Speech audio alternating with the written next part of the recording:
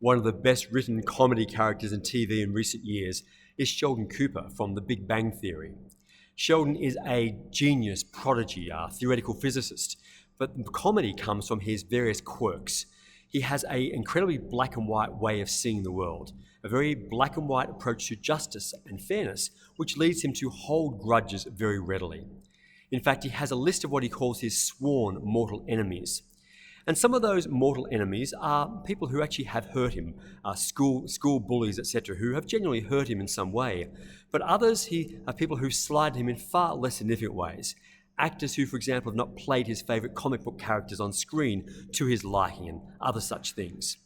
Sheldon had a list of 60 sworn mortal enemies, which he kept on a 5¼ inch floppy disk. And when that 5¼ inch floppy disk failed and the data was corrupted, he then added the head of the verbatim disk company to his list, making a total of 61 sworn enemies. Sheldon is someone for whom Jesus' words in the gospel today, to love your enemies, would make absolutely no sense.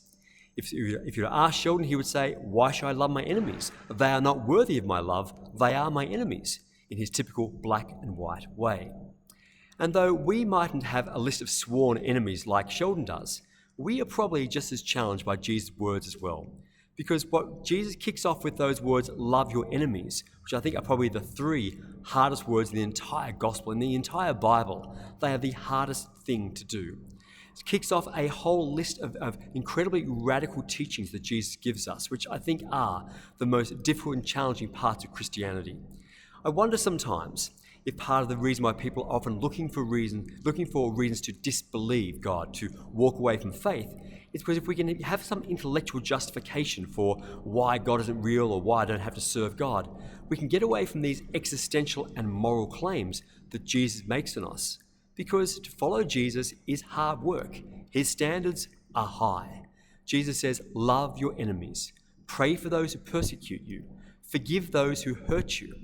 This is incredibly hard. This is not easy. And that's why we have to hear seriously the challenge Jesus gives us. Now, hopefully we don't have mortal enemies like Sheldon does, but chances are we all have people who are hard to love. Maybe they are people who have hurt us in the past, and maybe we've forgiven them to some extent, but it's still hard to love them. Maybe they're people who are simply dull or annoying or difficult. We all have people for whom it's a big drain on our energy to love them, that we give to them and they don't seem to be giving much back in return. And that's, I guess, a key then to the challenge of Jesus' moral ethic here, is it's about loving and giving to those who don't give back to us. And that's why it's hard.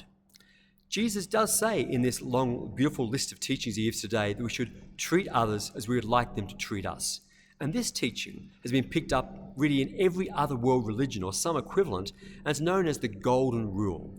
And it's something which really all people of goodwill can see the benefit in. To treat others as I would like them to treat me, indeed to treat others as they do treat me, is about justice, fairness. It's an ethic of reciprocity. I give to you in equal measure as you give to me, and that's a good thing. And yes, it is a good thing, but it's only the basic. It's the entry level of morality.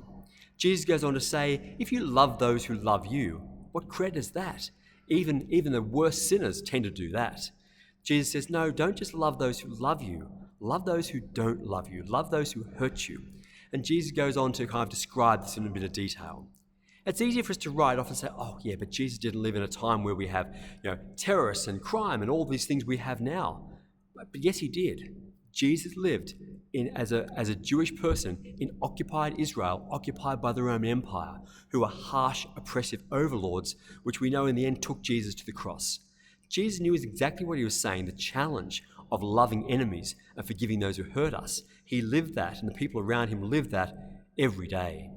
So we can't just write it off as a bit of a historical oddity. It is as powerful and valid now as Jesus' words were back then. And so we need to step up and try and live by them, hard though it is. So given it's so hard, what can we do about that? Well, it is impossible for us to constantly give and give and give again without getting in return.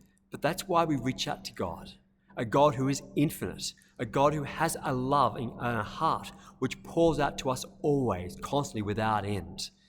God is the one who can give to us, who can forgive us again and again, because God is infinite. God has no end to his mercy and love. And he's the one who pours out into us so we can be filled, so we have love and mercy and grace and forgiveness to give to others, even if they don't give to us in return. That's the only way Jesus' ethics work. Jesus' teachings are not a secular ethic that works out the context of spirituality. And that's why our faith is not just an ethic, not just a list of things to do. It is a spirituality. It is a relationship with God through Jesus, with the Holy Spirit working in us, that allows us then to live the high demands of following Jesus. So let's listen to the high challenge that Jesus gives us to love our enemies, to turn the other cheek, to forgive those who hurt us again and again and again. It is difficult, it is impossible on our own, but with Jesus' love filling us, reach out to him, ask him to fill you more and more. We can live as Jesus teaches us and live as he shows us.